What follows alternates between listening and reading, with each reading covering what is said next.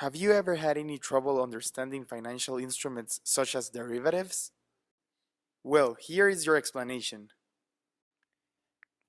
A derivative is a contract between two parties, where one party agrees to sell a good or asset and another party agrees to buy it, at a specific price on a specific date. The underlying assets commonly are commodities, precious metals, currencies, bonds, stocks, and interest rates, among others. The use of derivatives has been around for a long time, especially in the farming industry. For example, the Nacho company buys corn from Elote Loco company every year to produce its chips. The Nacho company perceives that there will be a fluctuation in the corn price during the coming season, which can affect its profits. So they decide to sign a derivative to hedge the possible risk concerning the corn's price.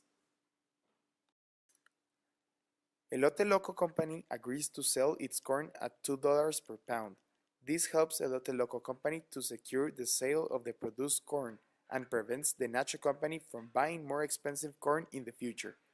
So, at the end, both companies have benefits from the derivative. One secures its sales and the other the price.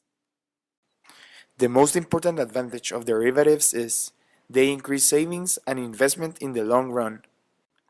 The most common types of derivatives are future contracts, forward contracts, options, and swaps. We will be explaining each one of them in detail.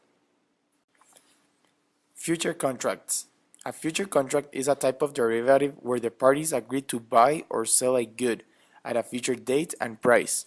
The future contracts exchange the assets under a standardized contract. They are subject to a daily settlement procedure. In the daily settlement, investors who incur losses pay every day to the parties involved, who make profits out of the contract.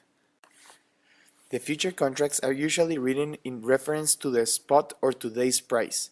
These types of contracts are typically used to speculate on the future prices as well as to hedge risk. A very important feature of future contracts is that they are regulated. For example, Dulcito Company sells sugar to Candy Company, and the price for sugar today in the spot market is $5 per pound. It is estimated that in the near future there will be more demand for sugar used to produce energy from it, causing the prices of sugar to rise. Both Dulcito Company and Candy Company contact an investor to agree over a future contract. The Candy Company agrees to sell sugar a year from now at $6 per pound, and Dulcito Company agrees to buy it. The investor acts as the intermediary and is in charge of paying both companies if they incur in any losses over the price set in the future contract of the sugar being traded. Nevertheless, if there is any profit concerning this trade, the investor will obtain those benefits. This means the benefit for both companies will be to hedge the risk in case of a loss due to the volatility of the sugar price. Forward contracts.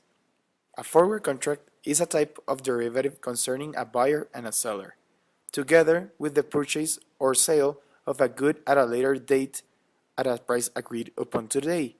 Forward contracts sometimes are called forward commitments.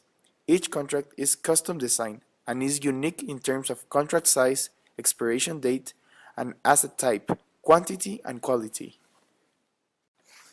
In case Party A or Party B wishes to reverse the contract, it must go obligatorily back to the other party to do so, which being in a monopoly situation can dictate the price it wants.